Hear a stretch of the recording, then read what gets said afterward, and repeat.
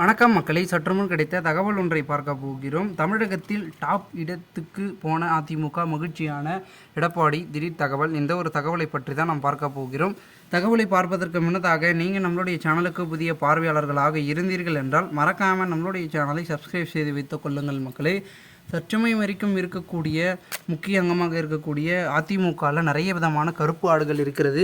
முதலில் அந்த கருப்பு ஆடுகளெல்லாம் பார்த்திங்கன்னா விரட்டி அடிக்கணும், அவர்களெல்லாம் தூக்கணும் கட்சியில். அதனால தான் அதிமுக பின்னோக்கி போயிட்டுருக்கு என்று சொல்லி பல கட்சிகளுக்கு ஒரு பொறும் இல்லாத ஒரு அதிமுகவுக்கு அவப்பெயர் ஏற்படும் வகையில் வேலை பார்க்கின்ற கருப்பாடுகளை வெளியே அனுப்பணும் அப்படின்ற ஒரு நோக்கத்தில் எடப்பாடி பழனிசாமி இருந்து கொண்டிருக்கிறார். அதனால் அந்த ஒரு முயற்சியிலும் ஈடுபட்டு கொண்டிருக்கிறார்.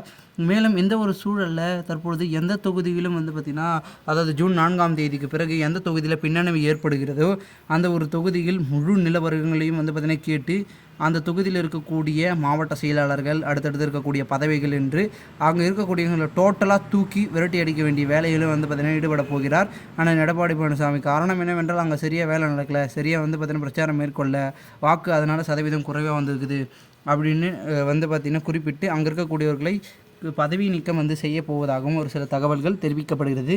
இந்த ஒரு சூழலில் பெரும் விதத்தில் அனைத்து இந்திய அண்ணா திராவிட முன்னேற்ற கழகம் முதல் இடத்தில் வரப்போகிறது. எப்படி சொல்கிறீங்க முதலிடம் அப்படின்னு கேட்டிங்கன்னா, கிட்டத்தட்ட 2.5 கோடி தொண்டர்கள் பார்த்திங்கன்னா இருக்கிறார்கள். அவர்களுக்கு அடையாள அட்டையும் பார்த்திங்கன்னா வழங்கப் போகிறார்கள் அந்த தேர்தல் முடிவுக்கு பிறகு. அதையெல்லாம் தயார் செய்து தலைமைச் செயலகத்தில் நம்மளுடைய எடப்பாடி பழனிசாமி வைத்திருப்பதாகவும் தேர்தல் முடிந்த பிறகு கொடுக்க போவதாகவும் கூறப்படுகிறது. அதாவது செல்வி ஜெயலலிதா அவர்கள் இருந்த காலகட்டத்தில் இறப்புக்கு பிறகு சுமார் 1.60 லட்சத்திற்கும் மேற்பட்டோர்கள் நம்மளுடைய அனைத்து இந்திய அண்ணா திராவிட முன்னேற்ற கழகத்தில் இருந்ததாகவும் கூறப்படுகிறது. அதன் பிறகு நம்மளுடைய எடப்பாடி பழனிசாமி முதலமைச்சர் ஆன பிறகு ஏகப்பட்ட பேர் பார்த்திங்கன்னா புதியதாக வந்திருப்பதாகவும் பல விதமான முக்கிய புள்ளிகள் நம்மளுடைய அதிமுகவில் இணைந்ததாகவும் இன்னும் நிறைய பேர் பார்த்திங்கன்னா உறுப்பினர் அட்டைக்காக விண்ணப்பித்ததாகவும் கூறப்படுகிறது. அந்த ஒரு அட்டையில் எம்ஜிஆர், ஜெயலலிதா, எடப்பாடி பழனிசாமி பொதுச் செயலாளருடைய கையொப்பம் என்று போட்டு பார்த்திங்கன்னா கொடுக்கப்படும் அந்த ஒரு உறுப்பினர்களுக்கு அப்படின்றது சொல்லப்படுகிறது. அதை அனைத்தும் பார்த்திங்கன்னா அந்தந்த மாவட்ட ரீதியாகவும் தொகுதி ரீதியாகவும் அவர்கள் மூலமாக பார்த்திங்கன்னா அங்கே இருக்கக்கூடிய அதிமுக கழக நிர்வாகிகள் கொடுப்பார்கள் அப்படின்னு சொல்லப்பட்டு கொண்டிருக்கிறது. இதனால் பெரும் விதத்தில் இருந்தாலும் கூட ஜூன் 4ஆம் தேதியில் பாஜக முன்னோக்கி வரும், அவர்கள் தான் வெற்றி பெறப் போகிறார்கள் என்ற கோஷங்களும் அவருடைய தரப்பினர்கள் இட்டு கொண்டிருக்கிறார்கள். அதற்கு சான்சஸ் இருக்கா, பாசிபிலிட்டி இருக்கான்னு கேட்டிங்கன்னா வாய்ப்பே இல்லை. ஏனென்றால் பாரதிய ஜனதாவை பொறுத்த வரைக்கும் பார்த்திங்கன்னா பின்னோக்கி தான் இருக்கிறது தமிழகத்தில்.